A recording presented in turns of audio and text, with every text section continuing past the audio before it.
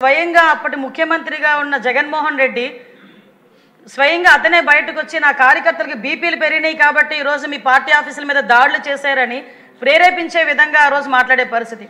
ఆ రోజు పోలీసు వ్యవస్థను చూసుకుంటే పూర్తిగా నిర్వీర్యం చేశారు అధ్యక్ష. ఎంత నిర్వీర్యం చేశారంటే పోలీసులు వాళ్ళ విధులు తప్పించి పరదాలు కట్టేయడానికి, అదేవిధంగా తెలుగుదేశం పార్టీ వాళ్ళు, అదేవిధంగా ఇతర ప్రతిపక్ష పార్టీ వాళ్ళ ఇళ్ల దగ్గర హౌస్ అరెస్టులు చేయడానికి, కాపలా కాయడానికి తప్పించి కనీసం శాంతి భద్రత విషయంలో కానీ, మహిళల భద్రత విషయంలోనే కానీ, సైబర్ నేరాలను అరికట్టడం విషయంలోనే కానీ ఎక్కడా కూడా ఒక స్టెప్ ముందుకేసే పరిస్థితి వాళ్ళకి లేదని చెప్పడానికి ఈ రోజు నేను సిగ్గుపడాలి అధ్యక్ష. ఎందుకంటే పోలీస్ డిపార్ట్మెంట్ వాళ్ళు ఈ రోజు మన అడ్మినిస్ట్రేటర్గా మనం ఉండేటప్పుడు డెఫినెట్గా డిపార్ట్మెంట్ వాళ్ళకి ఏ రకంగా చెప్తే వాళ్ళు ఆ రకంగా పనిచేసే పరిస్థితి ఉంది అధ్యక్ష.